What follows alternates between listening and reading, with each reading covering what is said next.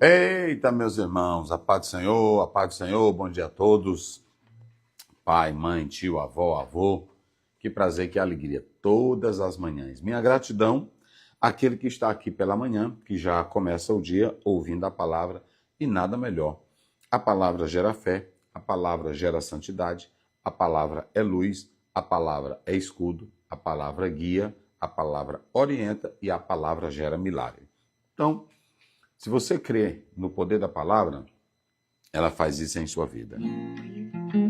Em vez de murmurar e cantar.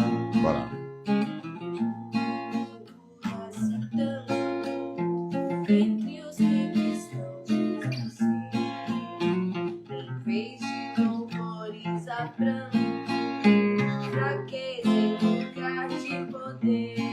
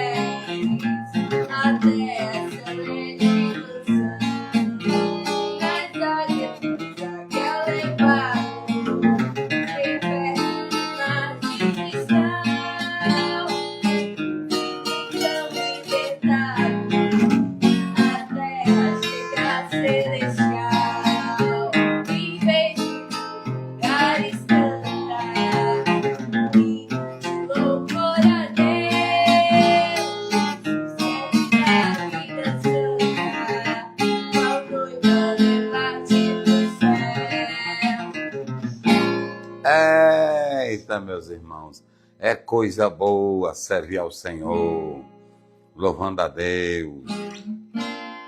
Vamos cantar mais um hino da nossa harpa cristã. Vamos cantar aquele, o Senhor da ceifa está chamando.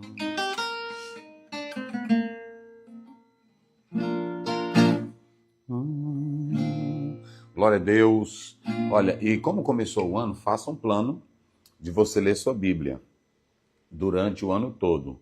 É muito simples. Se você ler, por exemplo, 3 capítulos pela manhã do Novo Testamento, 3 à tarde, você vai ler 6 capítulos por dia, né? Se nós temos aí 1189 capítulos, então durante o ano aí, vamos ver como é que fica, 1189 capítulos, e se ele ler 6 capítulos por dia, né? Vamos ver aí, a multiplicação aí. 1189 capítulo, se ele ler 6 por dia, Então ele vai terminar a Bíblia antes. Termina em 198 dias, o ano tem 365. Se ele lê 6 por dia, não é isso? Pronto, aí. 3 capítulos, pronto, leu 3 capítulos do Velho Testamento, 3 do Novo Testamento. Anotou lá em cima da sua Bíblia. Pronto. Todo ano eu leio minha Bíblia. Aí eu coloco, pronto, eu boto lá. Eu vou ler o capítulo 1 de Gênesis. Vou ler o capítulo 1, então eu coloco assim. 7 do 1 de 2026, capítulo 1. Da mesma forma, capítulo 2, capítulo 3. Pronto. Se você acordar cedo, aí você tira seu período de oração, e não adianta ler a Bíblia sem oração. Senhor, me ilumina na tua palavra, faz essa palavra entrar em mim, que eu seja edificado pela tua palavra. Então, leu a Bíblia. Não tem coisa melhor. Tudo que você for fazer, a Bíblia vai te guiar. 3 capítulos de manhã, 3 capítulos à noite, antes de dormir. Se você quiser, você pode durante o dia, por exemplo, ler os seus 3 capítulos pela manhã, durante o dia teve uma pausa aí do almoço, leu mais 1, leu mais 2, e aí fecha o dia com 6 capítulos. E aí pronto, são 1189 capítulos, então você vai, vamos lá. O Senhor da Ceifa está... Quem quer ir por mim, almas que no mundo vão chorando, sem da salvação participar. Fala Deus, fala Deus, e coragem de igualdade. Fala Deus, fala Deus, minha alegre atenda ao teu lugar. O profeta Deus se aproximando, considera esse clima, mas o fogo santo queimando, torna multiplicar o seu Senhor. Fala Deus, fala Deus, homem com graça e igualdade. Fala Deus, minha alegre atenda ao teu mandar.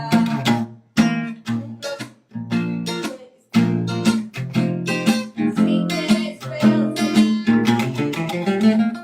vai essa vida anunciando, que Jesus leva para os céus. Fala Deus,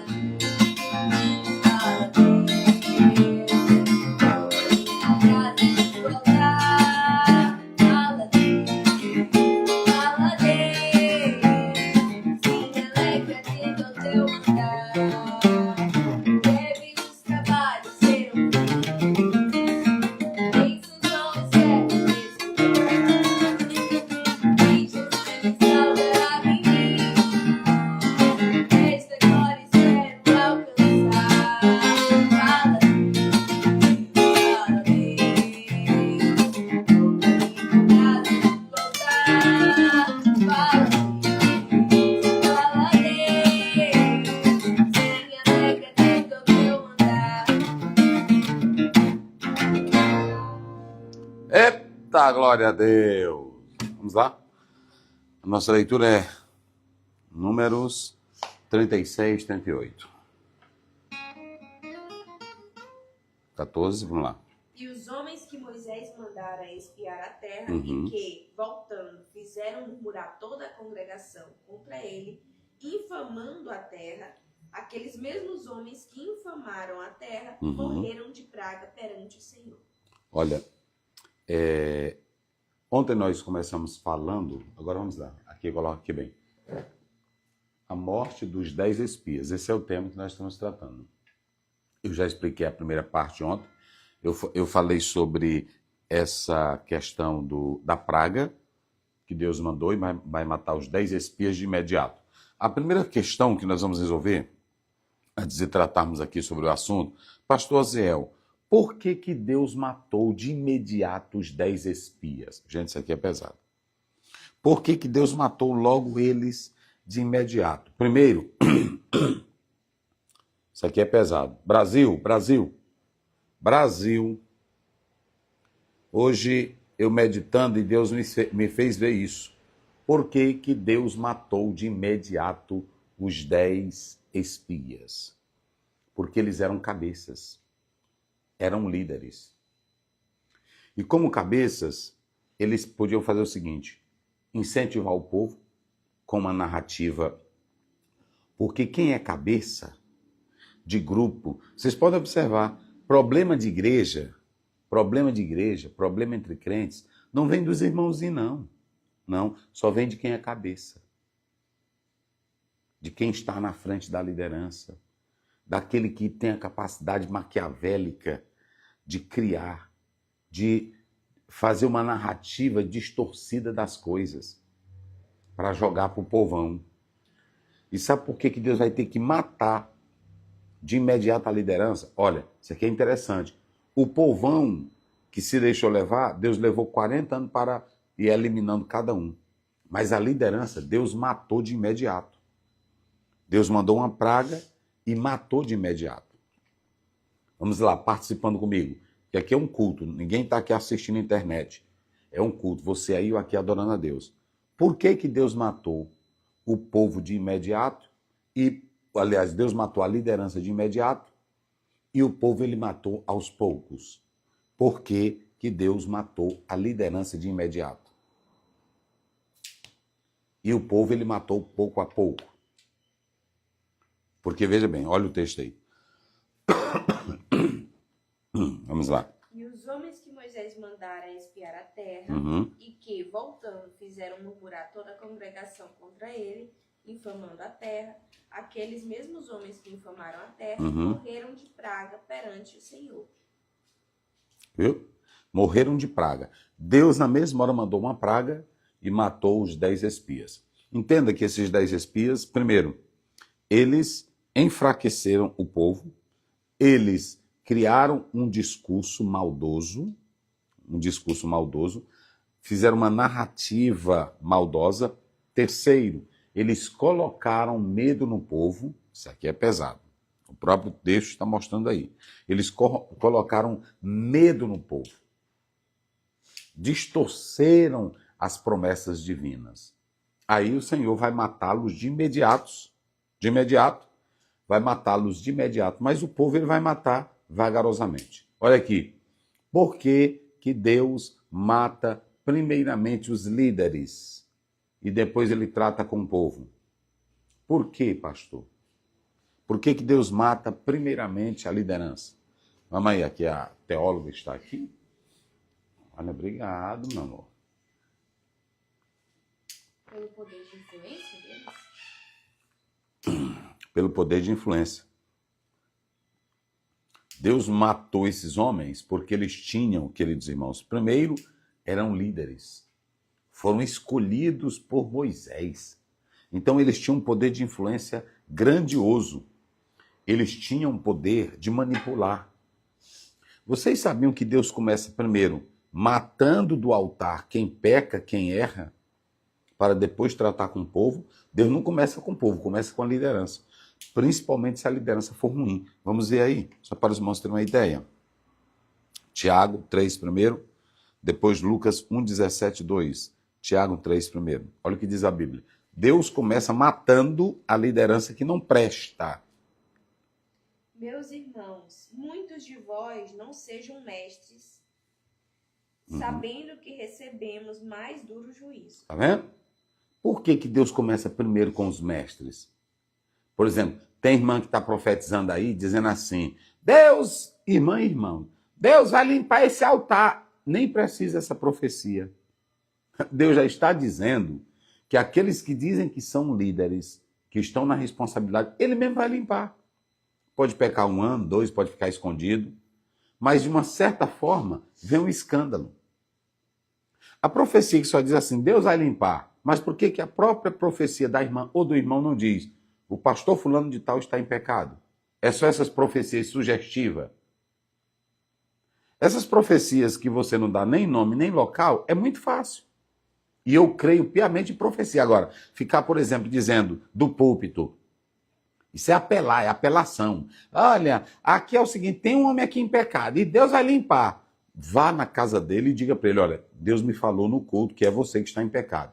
Senhor Francisco Pereira da Silva, Deus me revelou que o senhor está em pecado. Maria de Souza da Cruz, Deus me revelou que você está em pecado. Mas ficar jogando apelação, aí quando se cumpre, aí o irmão diz, olha aí, aquela irmã profetizou. Profetizou o quê? Porque a profecia que vem de Deus, ela dá nome, ela dá endereço, ela dá lugar, ela dá idade e ela dá tamanho. É específica. E você que é usado por Deus, você vai lá e diz, olha, pastor, eu estava pregando ali e Deus me disse assim, assim, assim. Várias vezes, às vezes tem irmão que entra no meu gabinete, ele diz uma coisa, eu digo, olha irmão, eu senti aqui agora de Deus que você não deve fazer isso. Aí ele faz. Aí depois ele volta no gabinete, pastor, naquele dia o senhor disse para não fazer, e aí eu não fiz. Pronto, eu fui direto para aquela pessoa. A profecia preditiva, ela tem isso. Então eu vou profetizar aqui, agora, eu vou profetizar baseado no que a Bíblia já profetiza. Todo líder, todo pastor que está enganando, adulterando, mentindo, Deus vai te tirar do altar. Deus vai te tirar de cena. Por que, pastor Zé? O senhor está dizendo isso? Porque os que são mestres, os que estão na frente, há o maior juízo para eles. Pronto. A praga não começou logo do povo. A praga começou da liderança dos cabeças. Porque os cabeças têm poder de influência, pode manipular, pode distorcer. Vamos dizer Lucas. Vai lá, Lucas 17, 1, 2. Lucas 17, 1, 2. Vamos lá.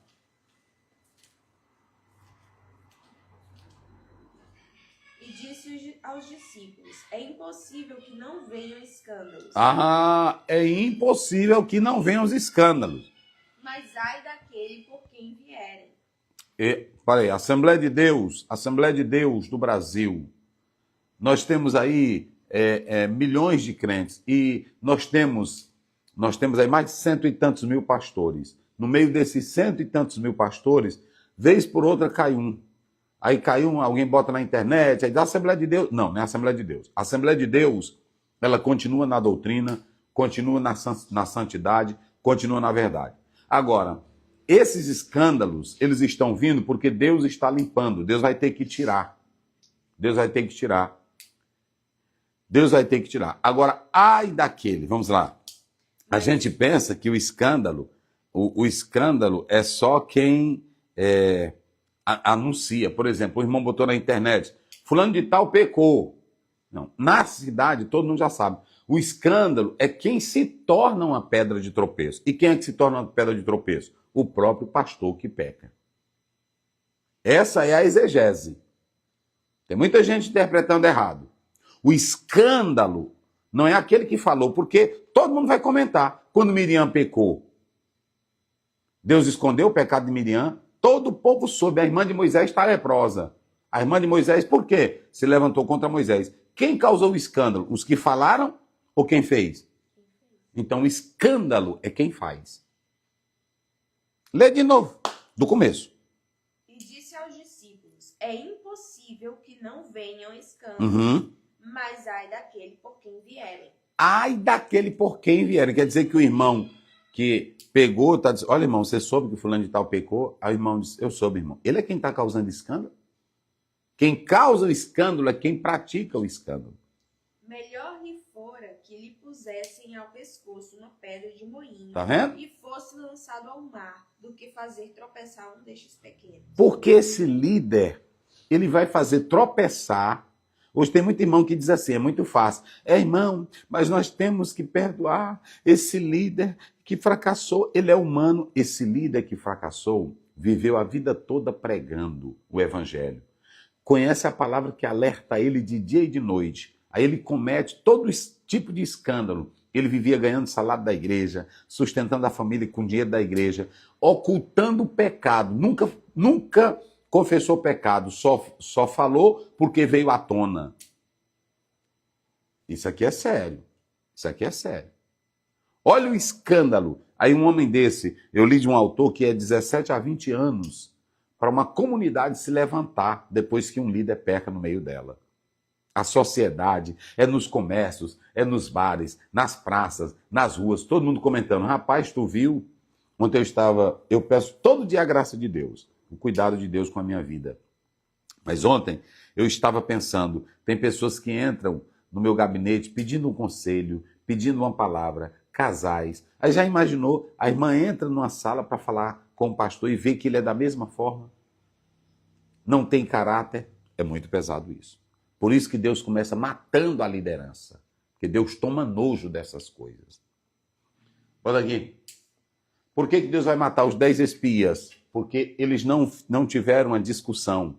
Eles não discordaram de Moisés. Uma coisa é discordar, a outra coisa é difamar. Discordar é uma coisa. Eles não discordaram de Moisés, mas difamaram e criaram uma campanha contra Moisés. Já imaginou, irmão? Rapaz, eles criaram uma campanha contra Moisés. Uma campanha contra Moisés. Contra Moisés jogaram toda a congregação. Eu falei 10, ó. Contra o escolhido de Deus, o homem de Deus, Moisés, eles criaram uma campanha contra Moisés. Aí eles fizeram um pedido, eles disseram, vamos ver aí rapidinho, Êxodo 14, 12, depois número 14, 2, vamos lá. Rapidinho, Êxodo 14, 2, 12, eles fizeram um pedido, olha o pedido deles. Não é esta a palavra que te temos falado do Egito, dizendo... Deixe-nos que sirvamos aos egípcios, pois que melhor nos fora servir aos egípcios do que morrer no deserto. Agora, número 14, 2, depois Salmo 106, 26. Desde o dia que eles saíram do Egito, eles ficavam com aquele negócio. Esse negócio de andar pelo deserto, esse negócio, nós queremos voltar. Fizeram a campanha contra Moisés, agora, está me incentivando o povo a voltar. Pedido feito, pedido satisfeito. Vamos lá. E todos os filhos de Israel murmuraram contra Moisés e contra Arão. E toda a congregação lhe disse, se morrêramos na terra do Egito. Ou, se morrêramos nesse deserto. Pronto. Seria melhor a gente morrer no Egito. Ou então, melhor morrer no deserto. Vamos lá, Salmo 106, 26. Vamos ver se Deus realizou o desejo deles. Salmo 106, 26. Levantou a mão contra eles, afirmando que os faria cair no deserto. Aí Deus disse, é assim que vocês querem? Pois eu levanto minha mão. Vocês tudinho vão cair no deserto. Pedido feito, pedido satisfeito. 40 anos, tudinho morreram. Murmurador velho, falador, líder velho em pecado, mulher em pecado, revoltosos, contra a liderança. Aí, nós queríamos morrer no deserto. Pedido feito, pedido satisfeito. Pronto. Deus vai realizar, vai matar tudinho. Pronto. Por que Deus matou durante 40 anos? Porque Deus não suporta rebeldes. Deus não suporta rebeldes. Rapaz, Deus não suporta rebeldes. O que um rebelde faz, pastor? Rebelde fica contra a liderança, rebelde fica contra as promessas que o próprio Deus faz, rebelde fica contra os projetos divinos. Qual é o maior problema do rebelde? Os irmãos que estão aí cultuando comigo, respondam aí quem quiser. Qual é o maior problema de um rebelde? Bora, quem quer participar? Qual é? Por que Deus mata rebelde? Por que Deus mata rebelde? Qual é o maior problema de um rebelde? Ela está dizendo aqui, causar confusão. Os irmãos aí que estão cultuando a Deus. Qual é o maior problema de um rebelde? Por que Deus não gosta de rebelde? Por que Deus mata rebelde? Eita. Não, aqui não tem negócio de horário não, ela está apontando que já está no horário. Ei, eu vou dar a resposta aqui, mas quem quiser participar, 15:26 de 1 Samuel. É 1 Samuel. 15:26. Ou 22. Quem está participando aí? Aí bem, alguém falando? Por que Deus não gosta e mata rebelde? 15:22, parece. Como é que diz? 1 Samuel. 26 e 22. Porém, Samuel disse, tem porventura o Senhor tanto prazer em holocaustos e sacrifícios, como em que se obedeça a palavra do Senhor?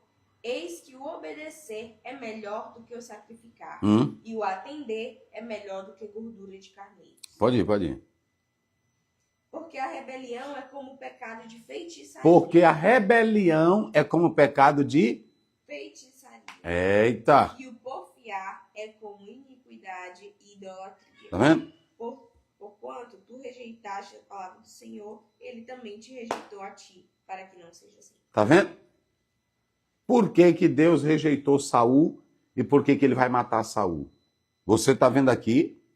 Deus tem uma causa que Deus vai matar Saul. Qual é o maior problema de um rebelde? E por que que Deus não ama rebelde? Por que que Deus não dá uma segunda chance para rebelde? Né? Primeiro, irmãos, rebelde não peca na ignorância. Rebelde conhece a palavra de Deus. Rebelde peca conscientemente e deliberadamente. Foi assim Saul. A Bíblia diz, e morreu Saul porque consultou a feiticeira. Saul nunca respeitou a palavra de Deus. Quem é rebelde, peca consciente, não respeita a palavra, se levanta sabendo que aquele ali é o escolhido, mas ele se levanta. Deus não tem pecado para o pecado, não tem perdão para o pecado de rebeldia. Tá vendo? Por que que Deus não ama rebelde? Por que que Deus não quer rebelde? E aí, dessa geração velha que Deus vai matar tudinho, só 2 entrarão na terra prometida. Pai Santo, Pai querido, te agradecemos pela tua palavra. Continua conosco, que possamos viver e obedecer às Escrituras, para não sermos enquadrados, alinhados com os rebeldes, mas que possamos viver a tua palavra como convém. Nos ajuda, abençoa teu povo, Pai. Guia-os na verdade. Em nome de Jesus, amém. Deus abençoe. Bom dia a todos.